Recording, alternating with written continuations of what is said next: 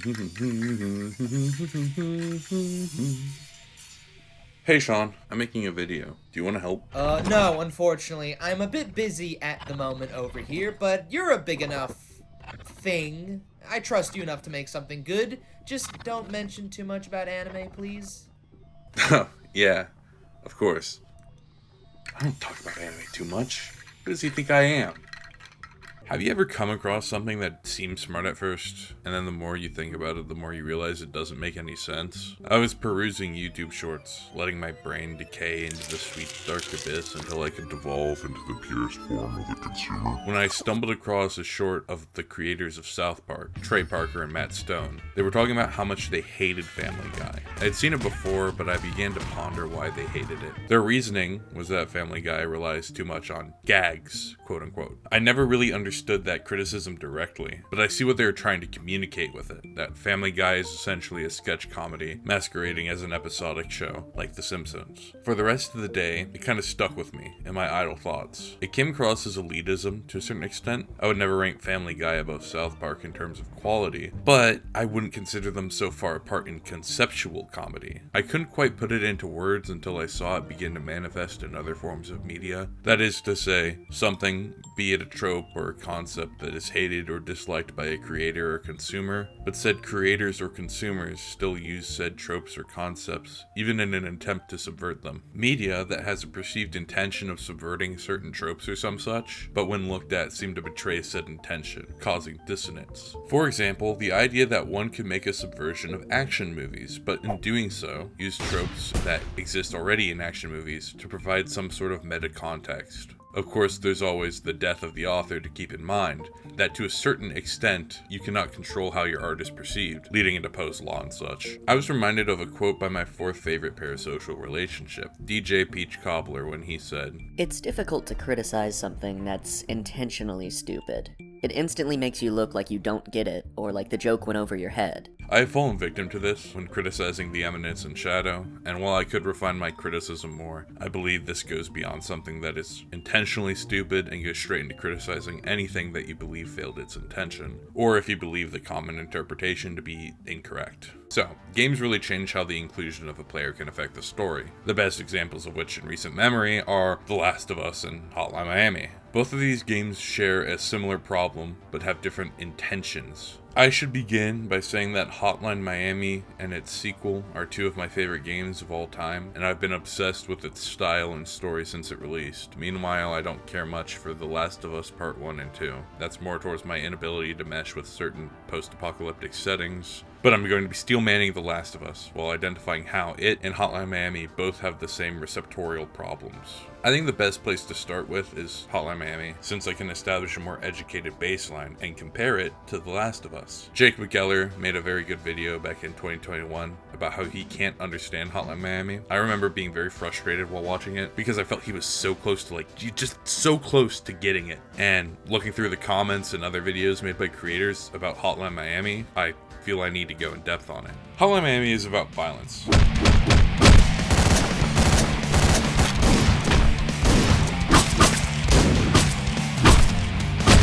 Tons of videos dissecting the story, and I'm not going to waste your time by giving you a summary, just that its gameplay is fun, and that it activates the ape part of your brain that likes hitting things. Where it gets foggy is that you can look up interviews with the developers Jonathan Soderstrom and Dennis Wedden, and they seem pretty clear on their intentions. They really liked the 80s era, and they wanted to capture that into a game and make it cool. I think where a lot of people misunderstand Hotline Miami, and later its sequel, is for as much of it is commentary on the nature of violence in games, it also understands that the people playing the game enjoy that violence. What I'm communicating is that Hotline Miami is not trying to make you stop playing it. That sounds really weird, but when the popular ideas go as far as to claim the game is intentionally unfun as commentary on the player being a bad person, I really feel they missed the forest for the trees. The game asks you if you like violence, and the answer is yes. If you kept playing the game, the answer continues to be yes. If you play any other video game, watch movies, read books, or even participate in sports that involve violence, you enjoy violence, even if it's on a simulated level.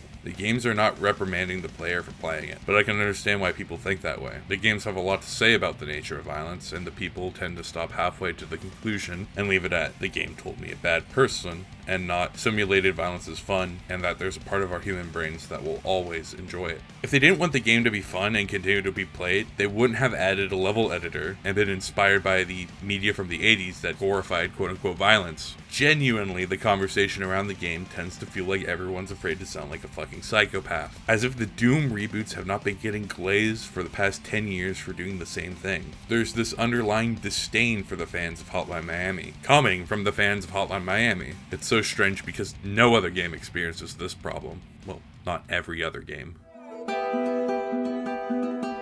The Last of Us works way better when told through legacy media without audience interaction. This is not a big reveal. Neil Druckmann basically spent his entire career after 2009 attempting to get into novels, TV, or movies, but maintained writing for games. That is to say, he's hypothetically a much better writer for non-interactive storytelling. But as to the point, The Last of Us 1 and 2 are narrative-driven games with very little player choice, which would be fine. Everyone understands the issues with ludonarrative dissonance. But there's a level of player blame that The Last of Us 2 tries to maintain, that the player is actively a villain for not putting the game down. It's the same idea that many Hotline Miami fans try to make. By enjoying the game, you must be a bad person for employing fictional violence in this fictional world. These arguments are made by the same people who tend to turn off their computers, write another page in their unfinished manifestos before going to sleep, dreaming about strangling their coworkers. What's the matter? Missing your balls? That is to say, it's a selectively hypocritical point to make. Nobody who plays these games does not enjoy simulated violence at the very least. I think there's an excellent video exploring this topic in greater detail by Kevin Help Us. Tangents aside, I feel it's hard to make a video game be anti-violence or accuse the player of being a bad person for enjoying the game, which is why I don't think many games intend to do that. I just believe a lot of people through cultural osmosis believe that these games are intending to punish the player for playing it. Essentially, if game anti-violence, why game make violence so fun? The times when you get to be legitimately violent against women is one of the joys in life.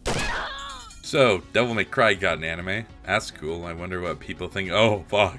If I had a nickel for every Netflix adaptation of a source material where there's an allegory for post 9/11 American invasions, I'd have 2 nickels, which isn't a lot, but you know the rest of this bit. Devil May Cry's anime released, and it's interesting. I don't know how to really structure what's wrong with it. If you've ever seen a criticism for Adi Shankar's other projects, you know the basic idea. Adi Shankar's work all has the same problems, and they don't really ever seem to change. Half-assed allegories and metaphors that don't work, dialogue that's incredibly try-hard, retconning religious aspects out of the story, and of course, who could forget the casual hatred of humanity. Hate. Let me tell you how much I've come to hate.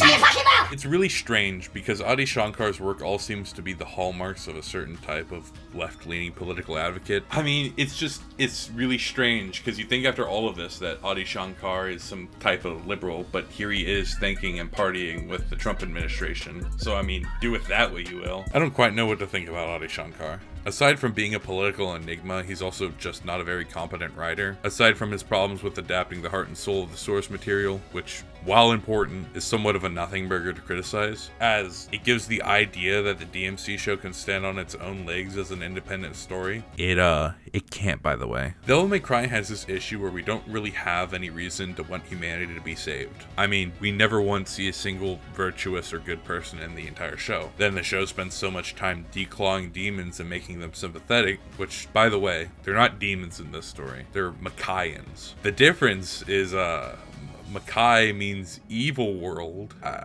We can't have any ties to Christianity, I guess. It is a bit of a nitpick, but who the fuck goes, "You humans call us demons. Ha! Foolish, prejudiced humans. We are not demons. We are evil worlders. We come from evil world." Even if Makai is part of the wider DMC lore, which I can't find anything saying that outside of the wiki, so it's likely in the books or an item description I missed. It's already a misstep in trying to humanize, de-demonize? Yeah, sure. De-demonize the demons. The show spends a lot of time developing demons as abused and misunderstood creatures, then, after doing so, gives us a kick-ass montage of Dante murdering these political refugees. If the intention was to make them sympathetic, why are we watching Dante stylishly kill a bunch of tortured experiments? It's so confusing and feels like it mishandles the IP by betraying its intention. But what about Pluto? How does Pluto solve this problem? Pluto is an adaptation of Astro Boy. The show adapts a manga which sought to recontextualize stylized an arc of Astro Boy through a more mature cyberpunk lens. And I have to say it cooks. At least the first half, but I'm not just going to glaze the show, I'm going to contrast it with the humanization of robots to DMC's humanization of demons, and how each show handles the evils of humanity. In Pluto, there's almost a painful level of dialogue meant to iterate and characterize robots. This is sometimes to its own detriment. I think a lot of anime has this problem, where they're too afraid to differentiate themselves from the source material, so they absolutely bombard you with inner monologues and tell instead of showing in this visual medium. I also think translations tend to have a problem where some of the subtlety in the dialogue is lost in translation. So that makes it all the more staggering that Pluto, the localized show that already had over exposition problems, was more poignant, faithful, and subtle than the DMC show, which was produced in English first. Some of you might counter with Devil May Cry not being the most subtle stories to begin with, which I disagree with that take, because while the games are filled with goofy shenanigans, the overarching story is still deep, if also simple. Adi's DMC shows brief glimpses of something promising, but then gets sidelined by the same shit Adi gets criticized for in his other works. The story and characters are yapped at us instead of experienced, and the allegories made are messy and confusing with the rest of the story. Let's just compare the scenes real quick. Spoilers, obviously. This will take a lot of explaining to do. The value of life comparison. The main crux of the difference between the realization these two shows have of their intentions. To make this as quick as possible, Adam, a character in Pluto, is a robot that has just learned how to hate, and in doing so is able to bypass the robotic laws that would prevent him from being able to kill. He's being bombarded with all the worst memories of his fellow robots and has completely crashed out. Earlier in the show, we see him have an interest in snails. In this scene, he picks up this snail and he genuinely looks like he's going to kill it. The show gives you just enough leeway to believe he will. And while he's holding it, he sees a memory of the worst humanity has to offer, bombarded with hate and contempt for humanity. Then he sees another memory, one with the capability of forgiveness, and he puts down the snail, having come to the realization that hatred is as much a part of humanity as it is its opposite, love. Let's compare this to DMC. Firstly, I would like to add that in Pluto, we constantly see the good and evils of humanity together, making one of the show's central themes being the value of life, if said life could be capable of such evil. Keep this in mind when I explain that in DMC, we never see a single good thing of humanity, not a single human that isn't evil, selfish, deluded, zealous, or stupid. Except for maybe Lady's mom, who has all of 3 lines in the entire show. The White Rabbit, the main villain, is monologuing at Dante about how his dad was a douche and he should join him and how all humans suck doo-doo poo-poo farts or whatever the fuck. And Dante just stands there doing fuck all to argue against the furry's anti-human rhetoric. Nobody in the show does, not in any meaningful way. This ties to a larger issue of Dante not having a character. The entire show is him doing what other people tell him to. So when he gets presented with an opportunity to join the White Rabbit, he has to wait for Lady to tell him what is right and what is wrong.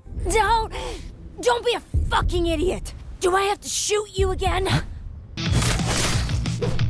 Look at him go, just cutting down these tortured and disabled refugees. My hero. But between DMC and Pluto, both are trying to humanize non-human characters by comparing them to humanity in some way. The difference being the intention and subsequent subversion used. DMC intended to subvert the idea of demons being evil creatures, but failed, showing no reason why humanity is worth saving. Which is insane, because of the 3 primary characters, 2 of them are human and 1 of them is half human. Pluto, on the other hand, actually bothered to show aspects of humanity beyond the negative, to show the capacity for forgiveness, growth, and love, while also showing humanity's capacity for hate, violence, and destruction. It also handles allegory much better than DMC, but my distaste for allegory is a whole different can of worms. To wrap this sumbitch up, I should say that there are countless examples of media mismanaging its intention, subversion, and perception of said mismanagements. Between the perception of Hotline Miami, the intention of Devil May Cry or The Last of Us, and the subversion of Pluto, not throwing out the negative aspects of humanity as inherently evil, while also not coming to the conclusion of humanity is evil. Many different forms of media all try to tackle a subject matter in some way. It's part of what makes writing so hard, trying not to contradict yourself and likely failing in the process. The reason why this is so important is it gives us a lens into the perspective of another person, and learning how different they can be, even in their hypocrisies.